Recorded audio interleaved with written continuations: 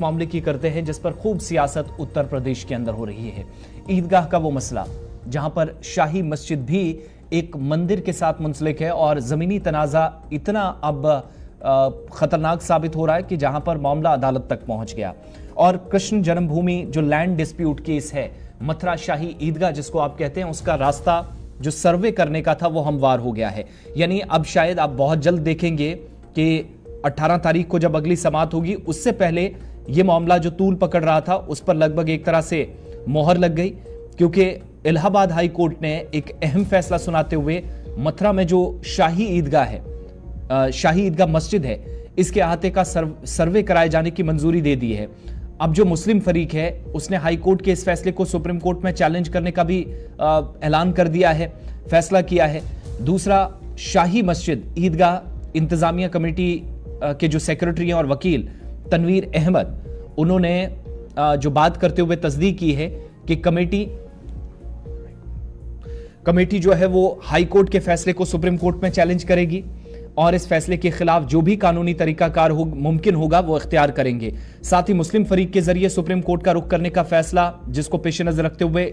All India Muslim personal law board के जो तर्जुमान हैं कासिम रसूल इलियास, इनका बयान भी सामने आया है और उन्होंने भी शाही मस्जिद ईदगाह कमेटी के फैसले का इस्तकबाल करते हुए कहा कि मुस्लिम पर्सनल लॉ बोर्ड की कानूनी कमेटी शाही मस्जिद ईदगाह कमेटी को हर कानूनी मदद फराहम की जाएगी। यानी बोर्ड भी यहां पर तमाम तरह की तैयारियां करके खड़ा है, अगर मामला ऊपरी अदालत में जाता है तो वो इसके लिए भी तैयार है। साथ ही कासिम रसूल इलियास की तरफ से भी कहा गया कि 1991 में बाबरी मस्जिद तनाजे के दौरान मरकजी हुकूमत ने ऐसे सभी तनाजात से हमेशा के लिए छुटकारा पाने के मकसद से इबादत गाहों के मुतल्लिक एक जो कानून पास किया था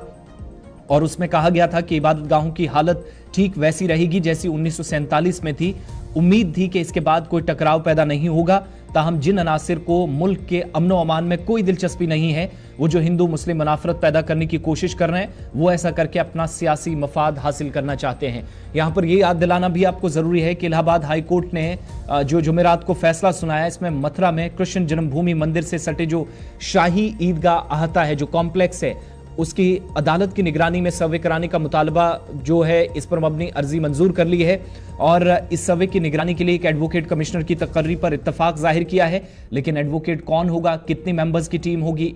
ASI की तरफ से कौन इसमें रुकन होगा, यह भी साफ होना बाकी है। शाही मस्जिद अहाते के बारे में अर्जी दहिंदगान की तरफ से यह भी दावा किया गया है कि ऐसे इशारे मिले हैं जो बताते हैं कि कभी एक यहाँ पर हिंदू मंदिर था जिसको तोड़कर यहाँ पर मस्जिद तामीर की गई है, जबकि मुस्लिम फरीक या उलमा जो है वो आज इस पर बयान देते हुए ये नजर आ रहे हैं कि ऐसा कोई भी मामला नहीं है। चूंकि इस्लामी नुक्ता नजर से भी आप देखेंगे तो मस्जिद उस मकाम पर बिल्कुल तामीर नहीं की जा सकती जो गैर कानूनी है, या अगर कहीं पर जमीन का तनाजा है, इस तरह के मामले पर फिलहाल जो है वो दोनों तरफ से बात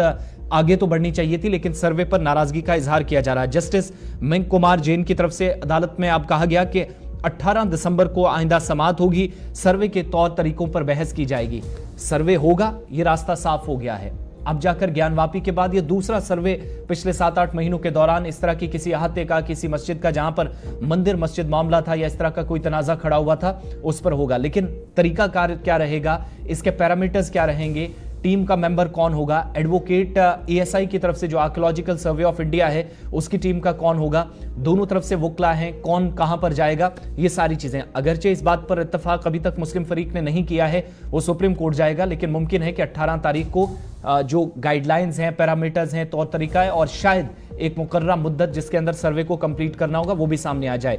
इस मामले पर काफी ज्यादा सियासत भी हो रही है उत्तर प्रदेश से लेकर दिल्ली तक, और इस पर बयानबाजी ना हो ऐसा हो नहीं सकता। तो 8 या 7 महीनों के दौरान ज्ञानवापी मामले के बाद जो तनाजा था, जिस मस्जिद का सर्वे किया गया, अभी बहुत सारी चीजें अदालतों में हैं, उस पर हतमी फैसला होना है। दूसरा केस भी ओपन हो गया है और शाही ईदगाह जिसको लेकर पहले से ही कई तरह के तबसरे किए जा रहे थे कि